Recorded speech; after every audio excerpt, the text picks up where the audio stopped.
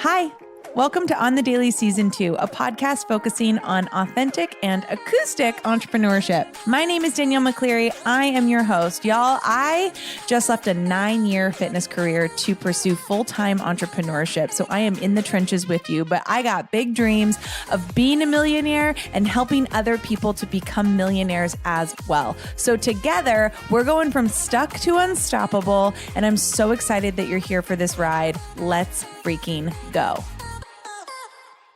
Hello, On the Daily family. Happy Tuesday. Happy Thanksgiving week if you are here in the States and that is something that you celebrate. I'm so excited about this episode today because I am interviewing a very exciting guest. His name is Nick Thompson. You might know him from season 2 of Love is Blind on Netflix. He is so much more than that, though. Nick, this conversation is all about like how we stick true to ourselves during times of like turbulence or pressure or just like through big life changes. Like, how do you stay true to yourself? And that is something that Nick knows very well, obviously going from being average Nick, born and raised in the suburbs of Chicago, storyteller, marketing and finance guy, to like full-fledged reality television star. So this conversation is really, really awesome. And I just really enjoyed talking to him about all the things. Nick has this really beautiful goal to change the world through storytelling, and he recharges his audience. He has his own podcast, Conversations with Nick Thompson. And in that, he talks about all different topics. So like topics that are sometimes a little bit controversial, topics that he wants to know more about. He brings on experts and he talks about it. And like, that's kind of what this conversation felt like to me. It felt like we were able to just talk about things that a lot of people may not talk about. And I just think it was a really powerful conversation. He is really unapologetically himself, and he's also continuously trying to learn new information and share that with the world. So this conversation you're going to really love, and I hope that it impacts you in some way. Before we get into that, I want to share with you my 2 courses that are coming up very quickly. Number 1 is Selling Fiercely. You know, if you're the type of person who is selling your offers and you hit like the button to make your offer go live, and then you're checking 45 times to make sure that people are buying it, or if you're constantly scrolling your Instagram or checking your stories every day or checking your Instagram every day to make sure to see if people have like, you know, interacted with you, Selling Fiercely is for you, because what I'm going to teach you how to do is sell in a way that's really confident and sell in a way that makes you feel really good and also makes you someone that people are excited to pay. So in this course, we're going to go through 3 different modules, 3 different training days. Number 1 is how to build your offers. Number 2 is how to sell your offers. And number 3 is how to scale your offers. And within all of that, I'm going to teach you about attraction marketing. I'm going to teach you how to sell from a full body yes. I'm also just going to give you some tools so that, you know, you can put your stuff out and like know that it's the shit. Like, that's my goal for you with Selling Fiercely. So it's 3 days. It's live on Zoom. If you can't make it live, you will get the recording. So don't worry about that. That's happening November 28th, 29th, and 30th. And then all month of December, I am hosting a group training program called Intuition, Authority, Power, which is all about human design. It's human design for entrepreneurs. So if you're an entrepreneur and you are looking to build a business from your intuition, if you are looking to use your intuitive skill and you're looking to use, you know, your different energetic centers to build your business in a way that feels aligned to you, then Intuition, Authority, Power is for you. And it's 4 weeks. There's a Facebook group that you're going to get added to where you'll have community in there. There's a bunch of different activation calls. We have a cord cutting meditation as well. This course is going to be, I'm so excited about this course because I really do believe that this is like the work of my lifetime. There's nothing I enjoy teaching more than human design. And so I'm really excited to share it with you. I'm really excited for you to be in there. And I hope that if you're not already in there, that you click the link in our show notes to get into that course, or, get into Selling Fiercely, whatever's calling to you. There's still space for anyone who wants to join. So click the link in our show notes. I'm so excited. One little tip I had for you today, kind of like a content tip Tuesday, we'll call it. I don't think that we should be posting the saying to your audience, what do you want to see more of? What would you like to see more of on this page? I see that a lot. And I used to do that. So here, listen in, because I used to do this and now I don't. And I'm going to tell you why. And I'm going to tell you why really quickly so we can get into this interview with Nick. But the reason why I don't do that anymore is because what that does is it makes it look to your audience like you are not in control of your business or in control of your content, right? Like your business is your business. What you put out into the world is your choice. And if you're putting content out that is, quote, what your audience wants to see from you, then you're not building a business for you anymore. You're building a business for other people. And that is not going to feel good in the long run. It's going to drain you. You're going to feel exhausted. So that's one part of it.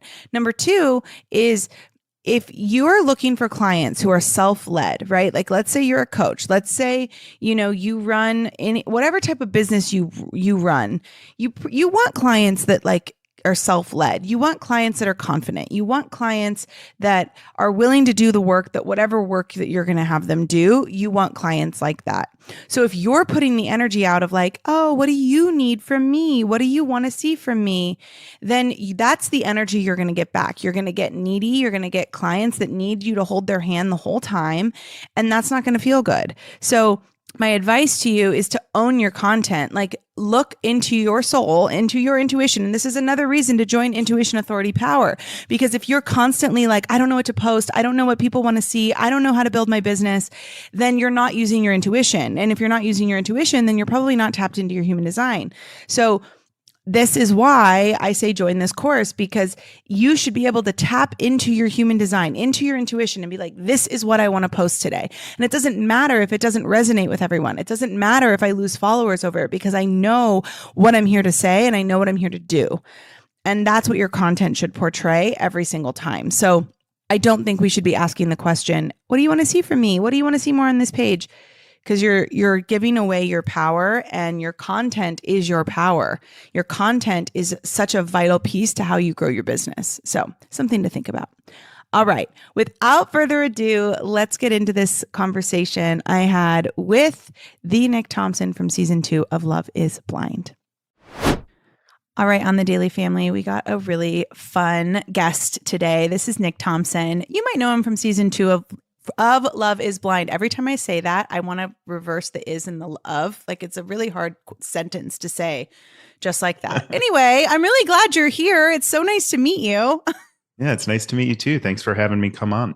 Yeah, you've been through quite a whirlwind in the last few years of your life, and that's a lot of shifting and changing. And I want everyone to kind of hear who you are, where you come from, all the things, but then also what we're talking about today is, which I think everyone can relate to, is how do you stay true to yourself during, huge transitions in your life, huge things that happen, and then how do you create from those moments? So we're going to get into all that, but tell us, who is Nick Thompson? Where's Nick Thompson at in the world? What's Nick Thompson up to?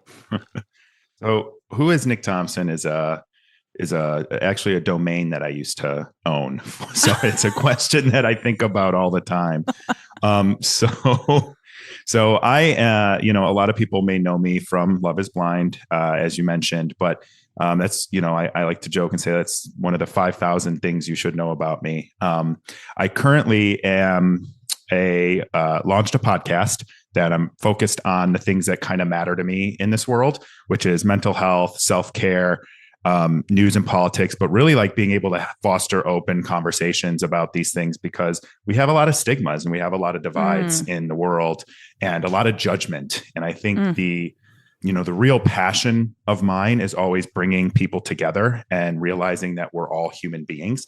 So, being able to foster that kind of conversation is, soothes my soul a little bit. I We'll be open and transparent. I recently was laid off from my marketing tech job. So I'm doing a little bit of marketing consulting on the side right now. If anyone out there needs that, reach out to me.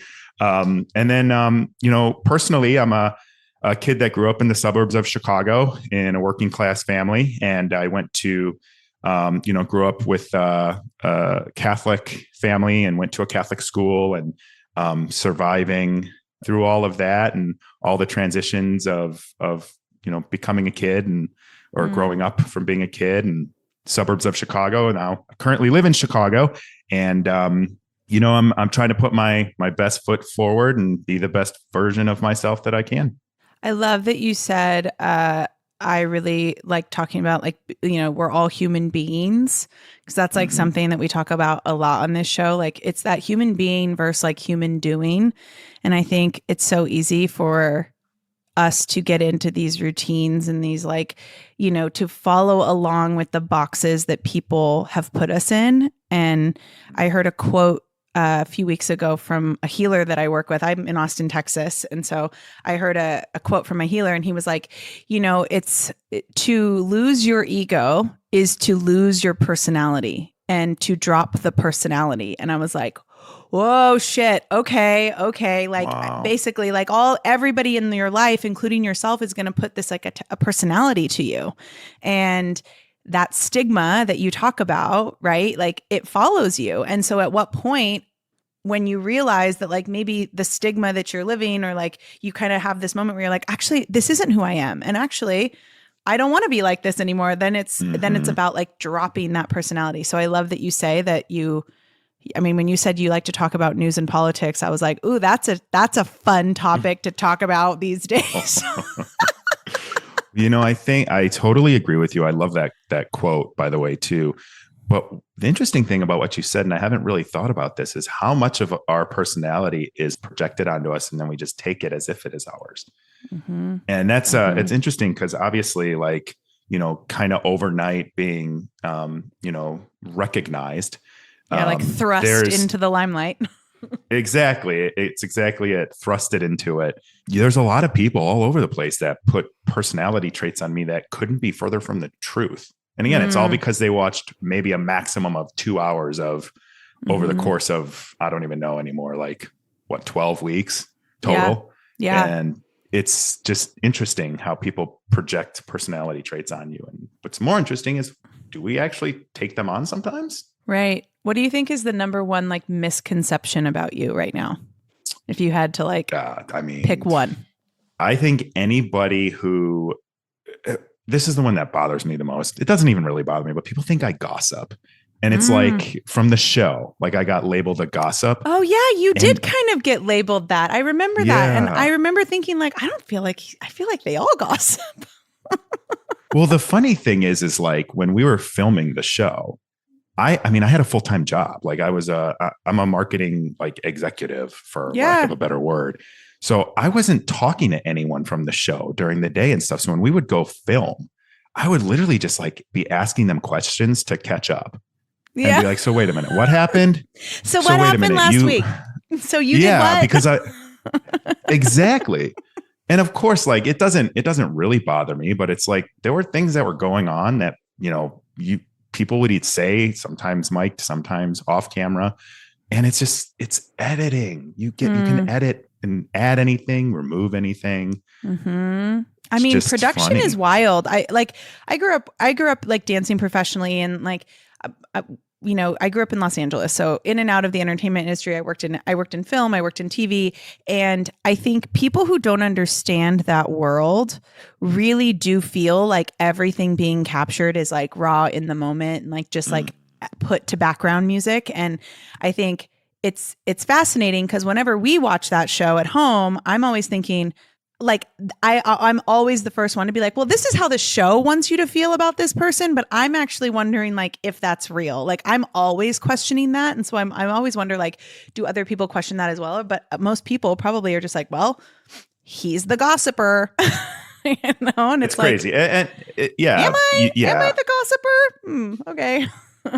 Okay. Well, that's the funny thing too, is I do ask hard questions. I challenge my friends to think differently. I challenged them to think things through. And the thing that was weird about the whole show is like, I felt like people weren't really realizing that we're like the main cast, like, hey, this is a show. Yes, there's cameras everywhere, but you're going to get a real marriage license, a very real marriage license that if you say I do is going to be signed by the minister, and then you are legally married.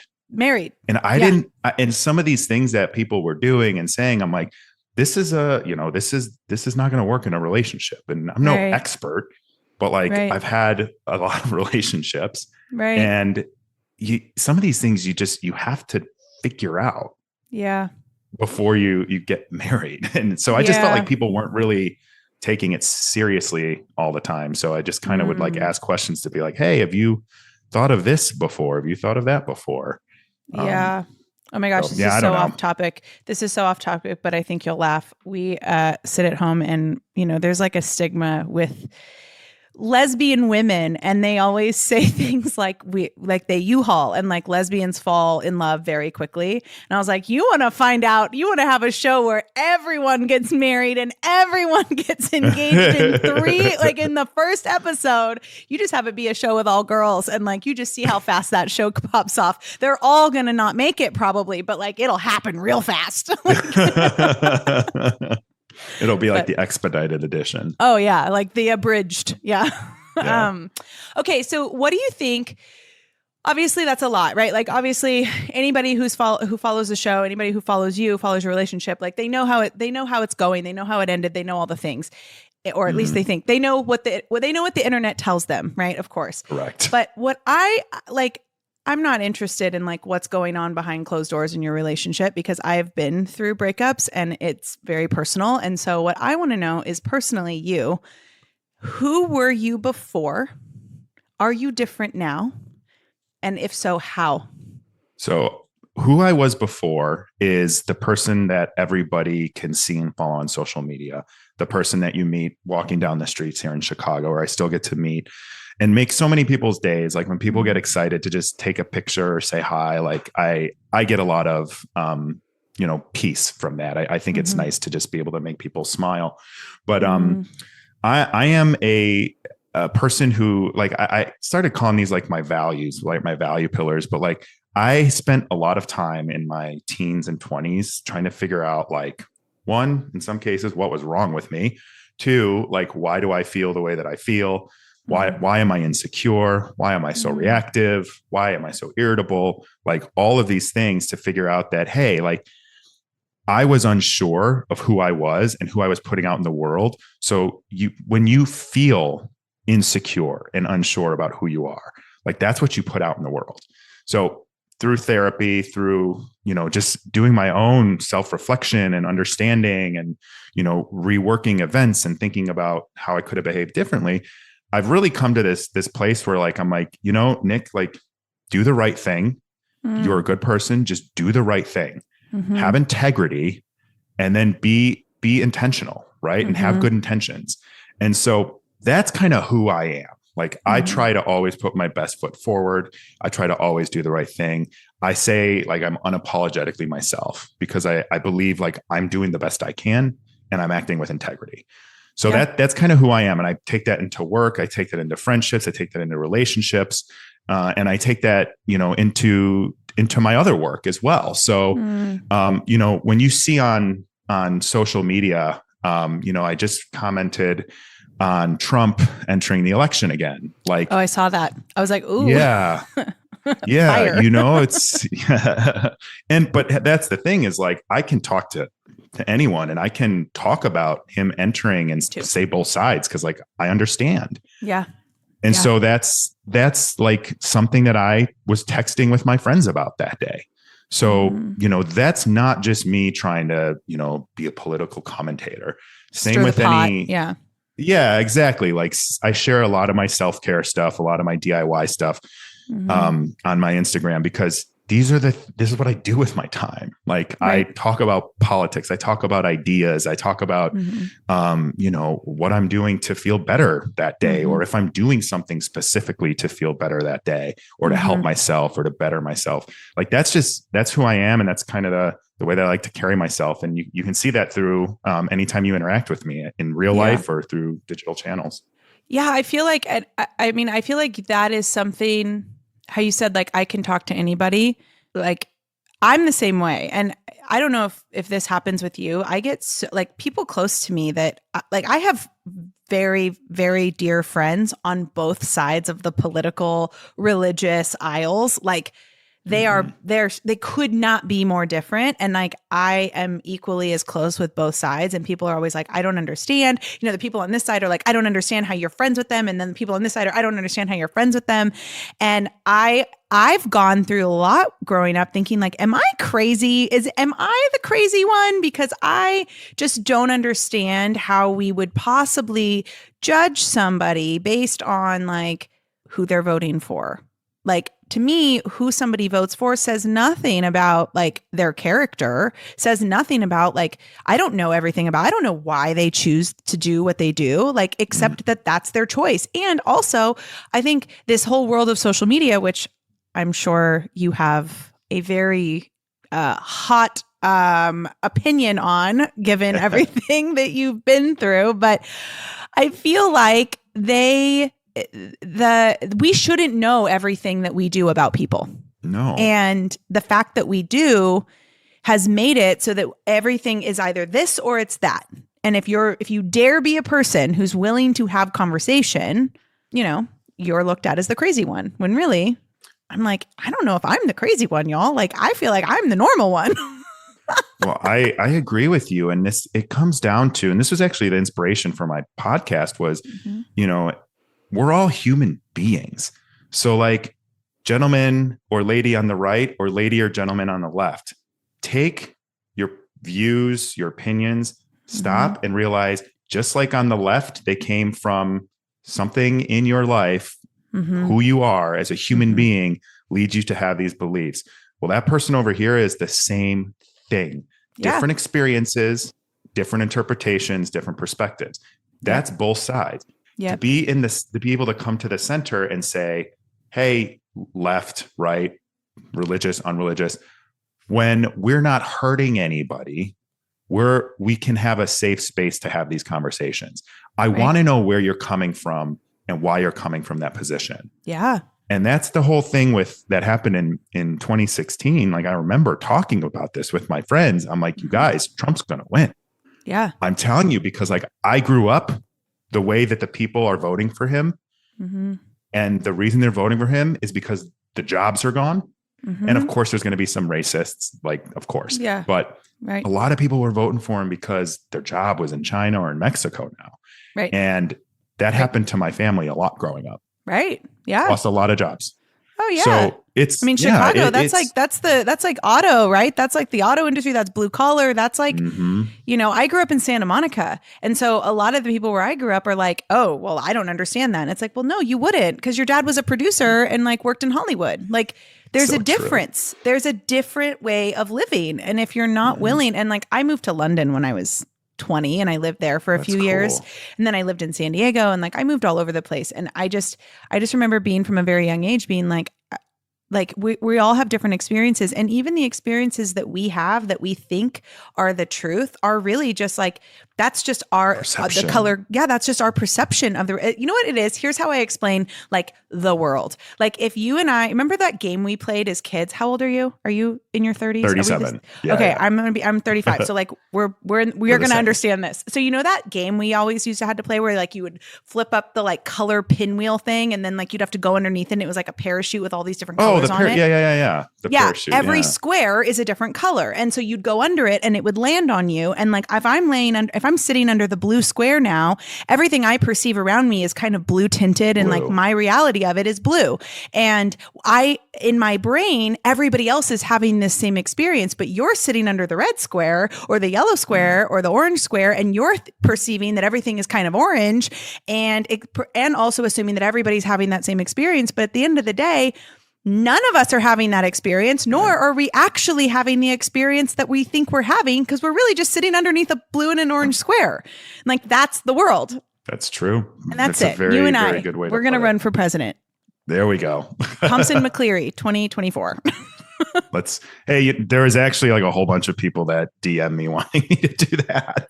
Oh my gosh. You know what job I would never want? You know what job I would rather eat glass than have? That one. Yeah, me too. Okay. So tell me this, like, have you found it hard over the last few years, given like how in the public eye you are, were you in the public eye before at all? Like, were you? The only time I'd ever really been in the public eye was through work. So I would do like speaking engagements. So it's totally different experience. Totally different. Yeah. This is like on a national level, like people. Yeah. Like, yeah. So given everything you've been global. through, yeah, global. Yeah. You guys are global now. Yeah. It's crazy. So you guys, like, given everything you've been through and all of the, like, the exposure that you've had, have you found it hard at all to stay true to those values, those, like, what do you call them, belief pillars? Is that what you called them? Value pillars. Yeah. Yeah. I call them my core values. You call them your value pillars. So, like, all of those things, integrity, like communication, being human, like all of those things. Have you found it hard to stick to those at all? Like, was that ever shaken at any point in this process? Yeah. I get tested and shaken probably at least every day once, I would say, from a variety of different areas of my life, publicly, privately, and all of that. And the thing that is weird for me is, like, I was very secure, very confident, very unapologetically myself, which I said. And going into this, I was just kind of like, I know who I am, and I know I've got my value pillars. I just need to stick to those. And if I stick to those, like, I'm not going to get manipulated by a production. I'm not going to be shaken by confidence if someone doesn't like me. Like, I was fine if I went home day 2 or 3. I was fine if I met the person that I wanted to marry. Like, I was fine no matter what. It was fine. And then after that, you're in one pressure cooker to another. So it's like being in the pods, leaving the pods. It's like, okay, am I going to get engaged? Are they going to like the way that I look? Am I going to like the way they look? Is it going to matter? Like, is it going to matter? Yeah. Yeah. Yeah. And then it's like, are we going to get married? And then it's like, well, when does the show come out? Like, how do we make this relationship work? Because, all of a sudden it's just gone. And then it's the show's coming out, right? And then first it's the cast is being announced, then the show's coming out, then it's coming out for 3 weeks, then there's the reunion, and then there's after the altar, and it's like, and then that's coming out. So it's just, you guys had a whole like year later, like they followed you guys for a long time. That's crazy. Yeah, that's crazy. We did after the altar, like almost a year after, like 11 months after. So it's like you're in one pressure cooker and then you move to another one that's a little bit bigger each time. Yeah. And so throughout this process, like, I found, especially after the show aired, there is pressure from every which direction to change. And it's not directly like, Nick, you need to do this every time, but it is sometimes. Or, I got advice from, our PR folks at the beginning to not talk about politics because it was going to be, and so I'm like sitting there and I'm like, okay. And so the pressure, like, I talk about it every day. One of my hobbies is listening to podcasts and independent media. Like, I love it. I love talking about it. Yeah. And I was told not to talk about it anymore. And I'm like, okay, it's going to hurt. It's going to hurt opportunities. I'm like, well, if it's going to hurt opportunities, like, maybe those aren't the opportunities for me, and right. Secondly, like, I've told this story before too, like, you get these brand partnership opportunities that come flying in because this show is pretty big. So you're huge, you're a hot commodity afterwards. There would be nonstop media, nonstop opportunities. And I'm, some of these opportunities that were coming towards me from, like, brand partnerships and stuff are products I would never use or things that I would never support or buy in my real life. But the pressure to sit there and talk about said brand is there because you can make $5,000, $10,000, $20,000 just to have a couple posts about it. Right. And so it's like there's financial gains there, but then it's like, do you kind of sell out your belief system to make that money? Yeah. And the pressure was there, right? All of that. And then, so there's pressure to change what I think, how I feel, what I talk about. There's pressure to sling product ads on your social media. And, to be clear, like, I'm not against that. Anyone who does it, like, to each their own. That's, that's your value system that you implement, and that's fine. Right. But for me, it was like, gosh, I'm leaving money on the table. I'm maybe hurting my opportunities in other areas because of the things that I talk about and the things that I care about. And, so it's like the pressure's coming from there. And then you see, other castmates like leaving their jobs and just taking, all of these opportunities. And so there's pressure, like, when are you quitting your job? And then there's pressure from, friends and family to do other opportunities and all of this stuff. And so the pressure is just coming from a lot of different directions and a lot of different forums. And staying true to myself meant leaving money on the table. It meant, leaving different opportunities out there that, may or may not present themselves again. But at the end of the day, like, I know that I'm doing what's best for me, because when I step out of my character, which, I didn't know what it was before in my 20s and stuff. So I did it a lot. When I step out of my character, like, I'm uncomfortable. I get depressed. I feel gross. There's times where even now I'll slip up and I'll like say something that like, I probably wish I would have thought that through. Yeah. And that's just kind of the pressure, though. It's everywhere. It's do talk about this, don't talk about this. Do take this, don't take that. Like, it's everywhere.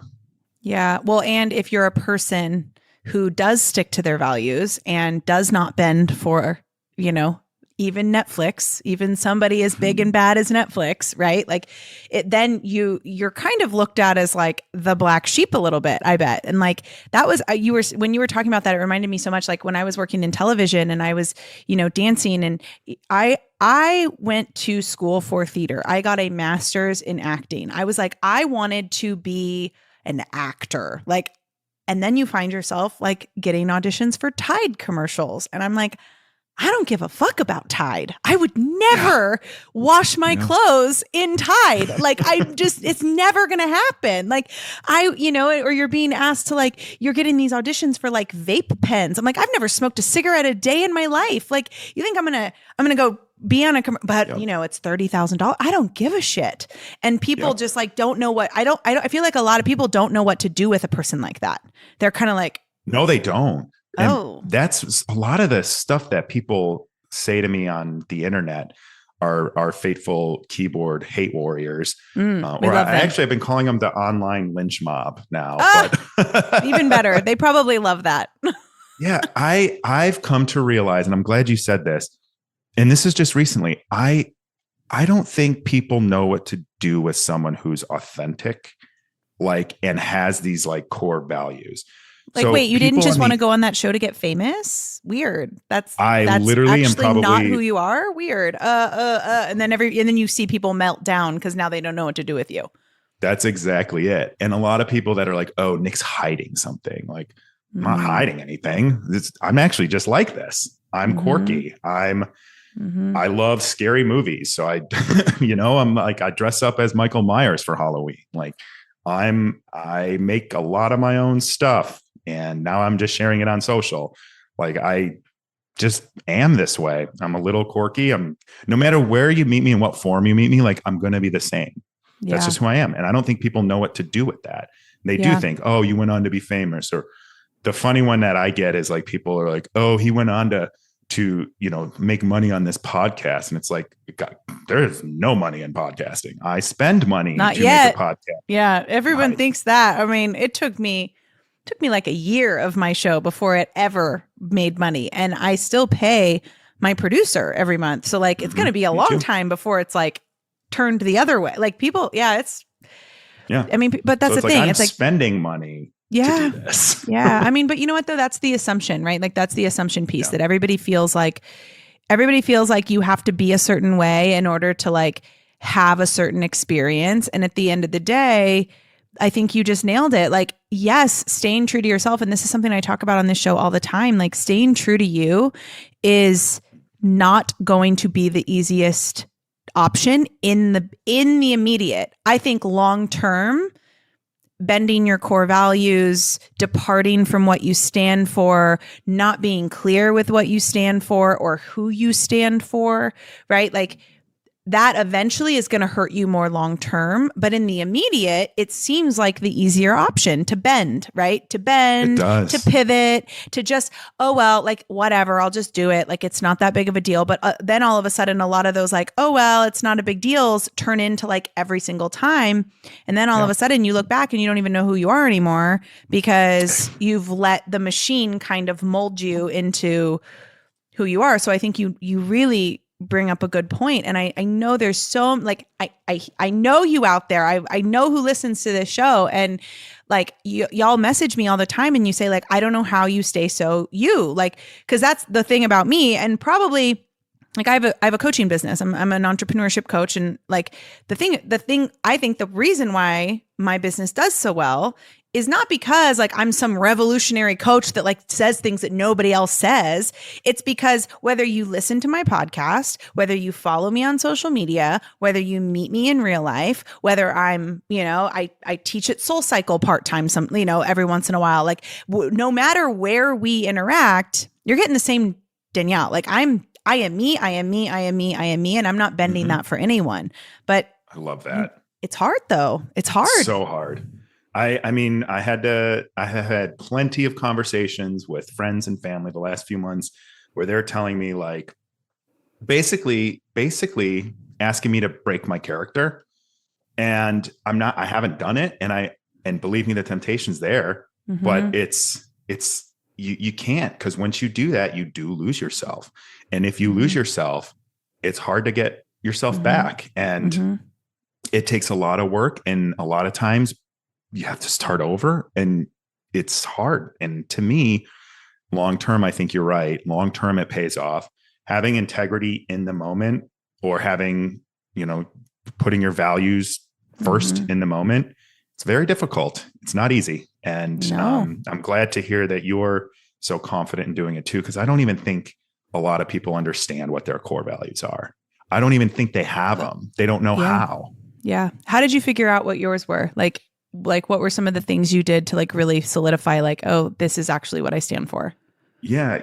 It was really in like the mid 2010s where I was feeling lost career wise. I was lost self wise. I was lost relationship wise. I was like, I don't know what to do with my life. I don't know anything really. I don't have anything figured out.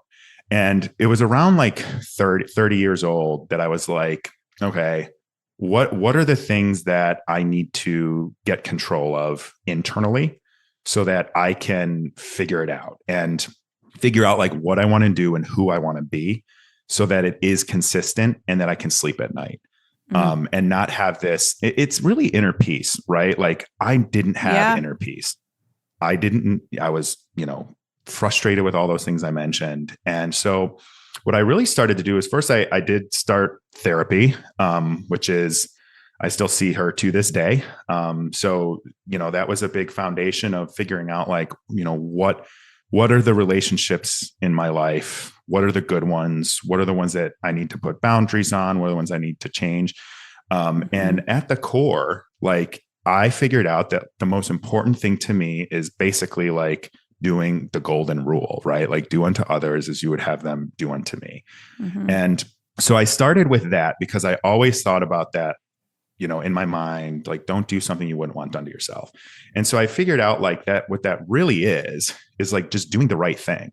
And so if I tell myself I'm going to just do the right thing or do what I think is best, and I'm going to always just try the best that I can, and I'm going to have the best intentions. Like I'm never going to go anything with bad intentions. I'm not going to hold grudges, because I used to hold grudges and want to get revenge and get back at people. And so I just really figured out like basically through listing these things and writing them down as I would think about them. And I'm a writer. I like to write. So it becomes easy to let these things flow.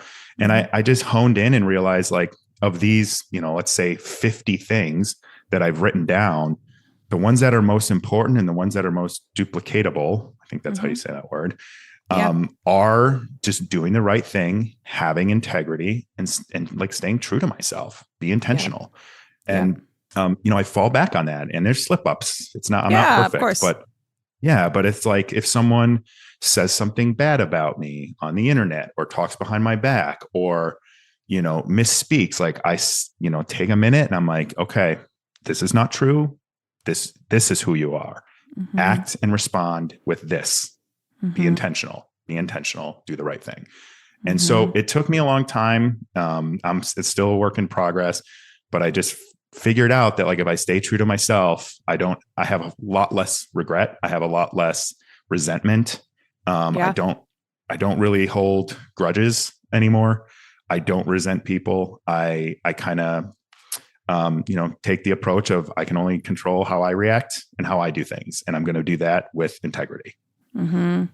And I think I always just assume that people have like one thing I always say to myself, like if I feel like somebody is, again, like talking shit or like saying something that isn't true, I'm always like, okay, I really do believe that every single person is doing the best they can with the resources they have.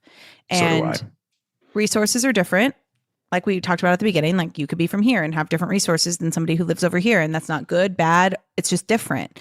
And circumstances. Yeah. And like the whole grudge thing, like same. I used to hold so many grudges. Like for what? Like all it did was hurt me. Waste of energy. Yeah. It hurt me. I like radical forgiveness isn't for the people who have wronged you. It's for yourself. It's for yourself so that you can stay true to who you are and you can stay in your genius. That's ultimately what forgiveness is. It's like, it's not for the other person. It's for you. I think so many people miss that. Yeah, you're completely right. And it's so you can move on. Yeah. And by the way, forgiveness doesn't mean forgetting. No. You can forgive someone who has wronged you and you don't ever have to speak to them again. Right. That's the beauty of boundaries. And that's a boundary. Yeah, exactly. We love it. I will say B. like spell the whole thing in capital. The thing with boundaries is I used to also give a lot to my friends and family, but same. Sometimes you need to stop and think of it as them taking.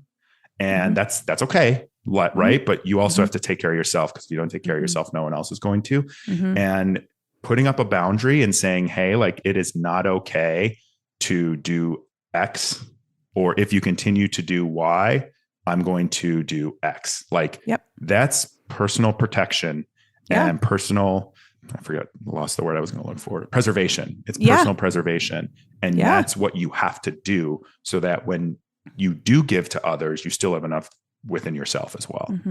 Well, we live in a society that conditions us. I mean, and you grew up in the Catholic Church, so like you were conditioned from a very young age, like do more for others than you ever do for yourself. And actually doing for yourself it's selfish and it's wrong and it's, it's not okay. One thing that I've come to realize is that actually being selfish is the most selfless thing you can do. Is like, if you're selfish with your time and you're selfish with your energy, then that's actually the most selfless thing you can do, because what you're doing is you're staying in your genius. And if you stay in your genius, then you actually get to do what you came here to do. And I think that that's a really hard switch. And I think a lot of like, I mean, the whole thing with like being selfish and like, giving too much or being expected to give too much. I don't think it's that we have to like redefine selfishness, because people will say things like, oh, well, it's not selfish to take care of yourself. And I'm like, well, no, actually, like if you look it up in the dictionary, like that's actually the definition of selfish. Yeah. But I think what we need to do is we need to reframe what selfish actually is, because all selfishness is, I mean, that's the biggest threat, right? To this thing that you and I have been talking about of like, everybody has to have a place and a boundary and a thing and this. And like, if you're not this and you don't fit into this box that I put you in because I would be more comfortable if you stayed there, then all hell's going to break loose. And it's like, the biggest threat to that is selfishness, is uniqueness, is doing what you need to do to preserve yourself so that you can be the best you can for other people. And so that's like one of the things I say most of the time is like, actually being selfish is the most selfless thing you can do. And, people don't like that, but Oh, No, well, it is. And it's I my think show. I can say what I want. but I think you're right. That's the thing. It's because of the negative connotation that the word selfish has. Yep. And why does it have that? Yeah. Because I use this a lot because I saw it on a meme. But if your glass isn't full of water, you can't give water to anybody else. 100%. So that goes exactly with what you said. Mm-hmm. Yeah. And like, it's what we're expected to do is just like, instead of filling up our cup and letting it like overflow into other people's cup, what we're expected to do is constantly like, this goes back to like changing your values or like bending or compromising what you stand for, pouring out little by little by little to everybody around you who needs it. But then you're just going to have an empty cup. So instead, why don't we just continue to fill up our own cup so that all of the overflow gets to spill into everyone else's? Like that seems like a more abundant life to me. That sounds more fun, you know, and if it's not fun, I don't want it. That makes sense. Like if it's not a full body yes, like it's a no. It's a no. Okay, so you're doing a podcast. You obviously like your DIY stuff. By the way, like you making your own toothpaste, I thought was brilliant. We also make our own toothpaste. So oh, you do? Yeah. Okay. How do you make it? Like this, pretty much the exact same ingredients you do. Like we use different essential oils, but yeah, I mean, pretty much the exact same way that you do with like just around the house stuff, and it works. It works really, really well. I've been doing it forever, and yeah, it's funny because even a couple dentists have been like, "Oh, that's not." I'm like, "Well, listen. Every time I go to the dentist, they tell me to keep doing what I'm doing." And right? by the or way, you're I like, suck at flossing. Right? You're like, I got no cavities, bitch. So thank you. Okay, so you're doing all this, you're doing this podcast. By the way, like I've listened to a couple episodes. Like at the end, I want you to plug it. Everybody, you guys need to go, like everyone who listens to this, go listen to Nick's podcast. Cause like you're right. You bring on guests that are thought-provoking. It's very thought-provoking material. And that's, I mean, everybody who listens to this show, that's what they come for, is thought-provoking stuff. So go listen to Nick's show. I like to learn and think, and if I'm going to have this conversation, I might as well have it recorded so other people can learn and think too. 100%. You know, yeah. I'm sure you do the same thing. And you do your DIY stuff, but like what else? Like I think one of the best things to come from obviously like a whirlwind adventure that you've been on, and you know, like being dragged through the mud, not being dragged through the mud, like being put in all these different pressure cookers.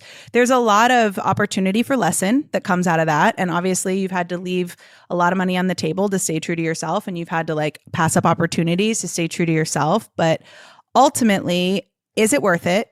And B, like, what do you create from that? What's going to come of that, do you think? Yeah. So I think, is it worth it? That's such a hard question people ask all the time. Or would you do it again? What I think is it's all TBD, right? Like this is a switch is flipped and your life changes. It's really nothing you can prepare for. It doesn't matter how much therapy I've done or how many. I mean, it really doesn't. And let me tell you, call your therapist. You're like week 2 on the show. You're like, it's not working. We did talk 2-3 times a week sometimes while filming, just because you're trying to. I'm a slow processor in some instances where I like to think things through before responding or reacting. And so getting on a show and getting engaged within a week was the obvious choice. That was the obvious choice. Right. Well, you know, it kind of sucks talking about it now, but like that was so easy. That was the easiest part. Yeah. The easiest part was that. Yeah, it was, you know, what you see, it was really mostly in the pods. Like that was really how easy it was. It was like day 2 or 3 and right. Well, it goes back to what we were talking about at the beginning, right? Like if you remove, that's why I say this show is brilliant, because if you remove all of those constructs, all of those expectations, all of the things that the pressure cookers and like the way that society, yes, the personality that society puts, and you get to truly just be like, yeah, like it's brilliant. It really, really is brilliant. So yeah, I completely agree.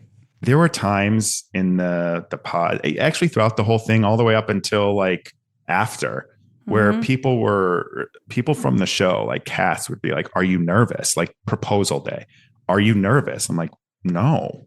Do you know why? Because I know she's going to say yes. Do you know Right. how I know she's going to say yes? Because we've already talked about it. Because Right. we were just being true. Like we weren't playing games Right. or, figuring out, how to Right. get to the next step. Right.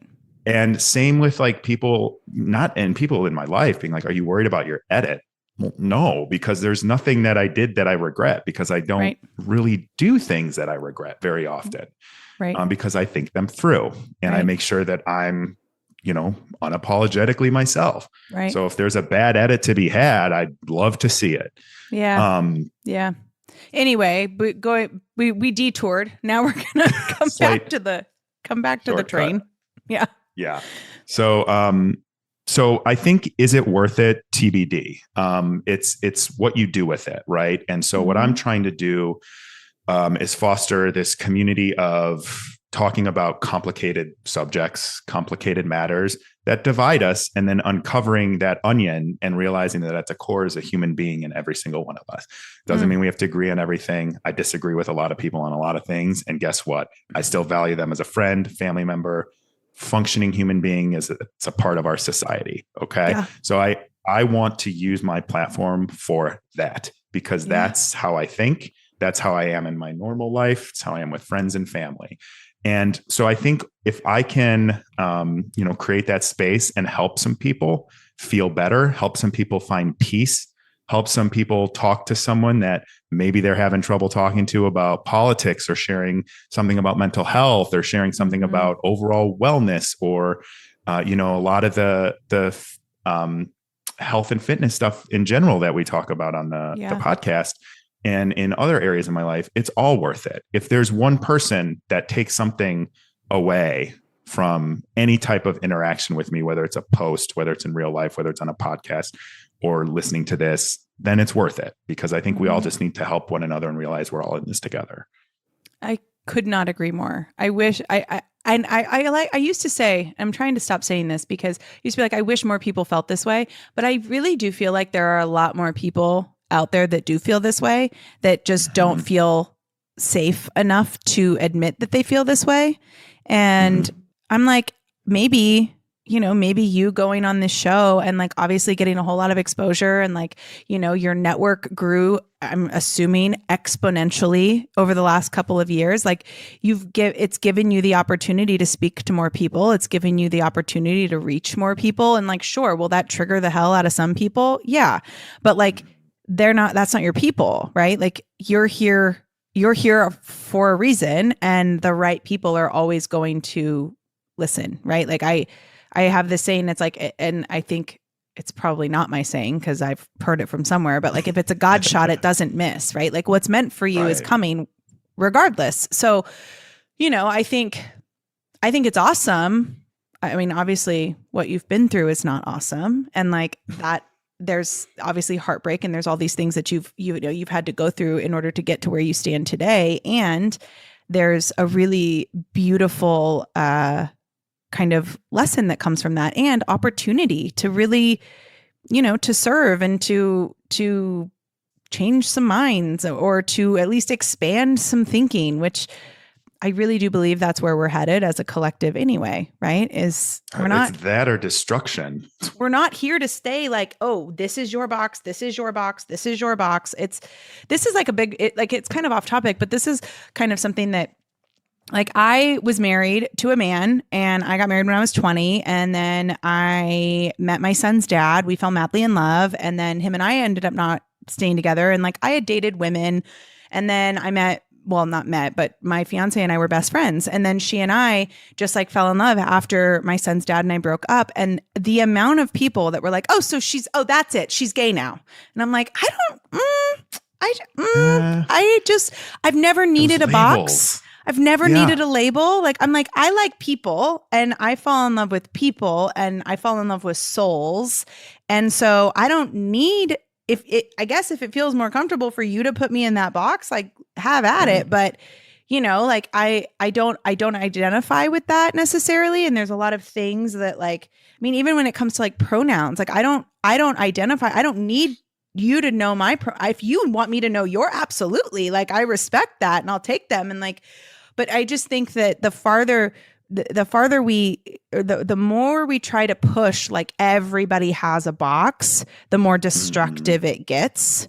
And, it's like if we're all running a race and there's a finish line, and that finish line is collective, ascension, or like being able to expand your thinking, or if the goal is to progress, or if the goal is to evolve, whatever the goal is that we're all trying to hit. If we're all running a race, you could sprint, I could jog, this guy over here could hop on one leg, and like ideally all of that's okay because we're all moving forward. And I think where we've come as a society and what's gotten really distracting is like you have the guy on one leg yelling at everybody saying that is the only way to get there, and then you have the guy that's sprinting yelling that is the only way to get there, and then you have people in the middle like just looking right to left being like, well, I don't know what the fuck to do.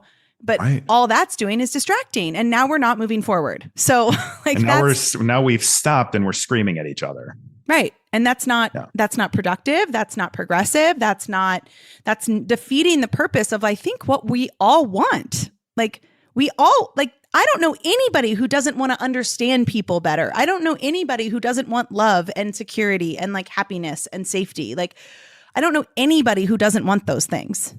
Well, that's what I always say when I talk to people that, to your point earlier about politics and homelessness or something like that. It's like, hey, like we all want the same things. Let's start there. We all want food. We all want to take care of our families. We all want a place to live, and we all want to take a vacation every once in a while. Like we all want these things. So instead of screaming at each other, and I had someone on my podcast a couple of weeks ago, and he said, like, if you stop and think, hey, you're doing brunch in the city and watching, football in the city, and then there's someone in the suburbs who's drinking a beer watching football, but hey, you're both watching football. You just like to do it in a different setting.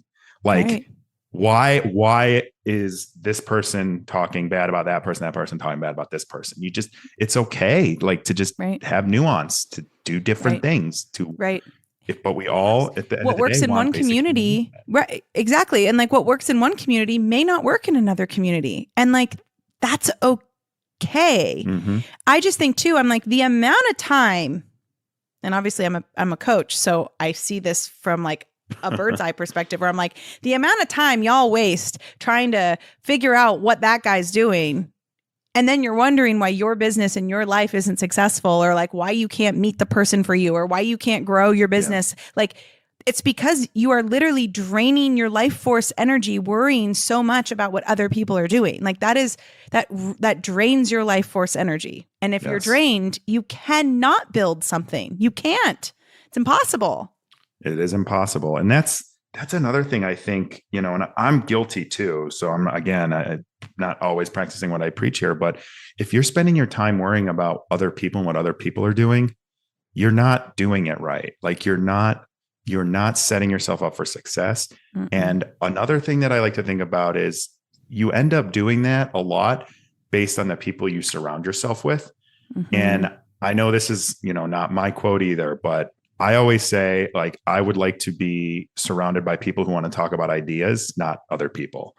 And I think that when you sit around and you talk about other people, that's what you think about when you're in your own time too.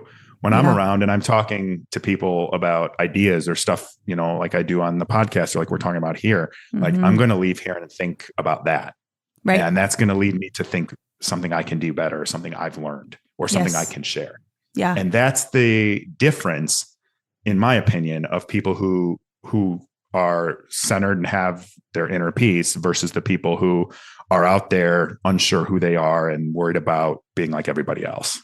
Well, and that's the reason why we outsource our energy onto others and what they're doing, and trying to get them to see us and understand us, because we're not comfortable with ourselves. And I've been there. I've been so uncomfortable with myself, or like so like just irritable, or like not feeling like I'm enough or worthy. And so I'm constantly picking at everything else, or everyone around me, or I'm trying to get other people to see it from my perspective. And I've actually, like, the more that I've really grounded down and really just fallen in love with who I am and what I stand for, I'm more polarizing, because I'm I can have any, like you said, I can have a You're conversation with anyone. unapologetically yourself. Yeah, like I can have a conversation with anyone, and like you're probably not going to change my mind. Like maybe a little. Like I like to learn and I like to expand my thinking, but like I know who I am, and like at the end of the day, that's not going to change no matter who I'm friends with. And the more that I've done that, like I feel like the more polarizing you become, actually, the more inclusive you become, because then it's like you just make room for other people because you're so cast a broad net. Yes. Yeah. I love that. I just think I just think that these conversations need to be happening like on every show all the time, because we're not like Danielle McCleary and Nick Thompson are not the only ones thinking about this. Like as much as I like to pretend that I trend set everything, I don't. And like, well, I've been saying this a lot. I don't know if it's the right thing to say, but I'm like, I'm not really. And like people ask me for relationship advice. They ask me for like self-care advice, all this. I'm like, I can tell you what I do that works for me. And I can tell you like the structure that I put in place. And that doesn't mean it's going to work for you. But like, it's like, I'm not an expert in any of this. I'm just sharing what I learn along the way. Well, it's because you have your personal experiences, which is what people ultimately want to know is like, do you know your human design, by the way? Have you ever looked up your human design? No, I don't even know what that is. Oh my gosh, that's a whole other podcast episode for a whole other day. But there's a thing, it's called human design. I would be so curious to know what yours is, because it's kind of like helps you like figure out like how you're meant to function and like how you're meant to be productive. It's kind of like falls in line with like astrology, but like also a little bit of Enneagram, quantum physics type thinking. So it pulls from both sides. It's just really fascinating to learn that about yourself. But yeah, I think like ultimately people follow people who have experiences because of their experiences, not because of their knowledge. It's like people, that's a good point. The people that I really relate to the most are not the people that necessarily know the most, but they're the people that have experienced enough and have stayed true to who they are through those experiences. So in that light, I absolutely commend you, because what you've been through just in general, like as a human, going from like being, a normal person to all of a sudden the world's eyes are on you. That's a huge culture shock. That's a huge mind fuck. And, you seem like through a screen, you seem like you're, you're doing the things and you're learning the things and you're sharing as you go, which isn't easy. And it's also really commendable. So I really do commend you for that. Well, I appreciate that. And even from our brief email exchange last week, I was like, oh, this is my people. So funny how that works. Feel the same way. Yeah. Isn't it funny? But Universe knows. You're exactly right. I think that, everyone can learn something from somebody else, but it's also your duty as a functioning member of society and as a human being, I think, to share your experiences and learnings, because if someone else sees you doing it and can relate to it, they're going to do it. And that's how we all learn and help one another. Yeah. Well, tell us how we can find you. I mean, obviously you have Instagram, but tell us about your show. Tell us about all the things. Yeah, absolutely. You can find me on Instagram. It's nthompson513. You can find my podcast anywhere you listen to podcasts, and on YouTube, it's called Conversations with Nick Thompson. We talk about mental health, stigmas, overall health and wellness, news and politics. Anything you think of that may have a stigma or divide people with is open to be a topic on that show. So I hope you check it out. We have all sorts of different types of experts, and I don't even know if they're all experts, but people with different experiences sharing that and building human connection. I love it. Yeah, it's a great show. I've listened to a couple episodes, and I appreciate that. I think it's thought provoking, and it makes me think. And if I'm thinking, then I'm growing. So I appreciate you, and I have a feeling this is probably not the last time that we're going to talk. I feel like this is a conversation that we could probably like expand on quarterly. Like how are we doing? Like, I know, let's right? evolve. Let's do a quarterly check-in. How are you doing? But thank you for just like time is such a gift, and the fact that you've given me an hour of yours and all of us who listen to this show, an hour of your time is just so valuable and precious. And I just can't thank you enough. Well, thank you so much for having me on. This was a pleasure. Yeah. And we'll talk soon. I hope you enjoyed that conversation. I know I did. I am so excited to be a guest on Nick's show soon. Who knows what we're going to talk about? There's so many things that we could talk about. What an incredible guy. What an incredible soul. And I just really enjoyed that conversation. It just really lit me up, the way that we were able to just be so candid about things that a lot of people don't talk about. So share this episode with somebody who needs it. Obviously, if you're a fan of that show, share it out, like that. It's always fun to interview people like that. So make sure that you share this out to somebody who needs it. If you want to come hang out with me on Instagram, I am Danielle_ on the daily. You can find Nick Thompson's Instagram if you click on the link in our show notes, or you can go click the link in our show notes to find his podcast as well. And I hope that you have a beautiful week ahead of you. I love ya. We'll be back on Friday with another episode. Bye.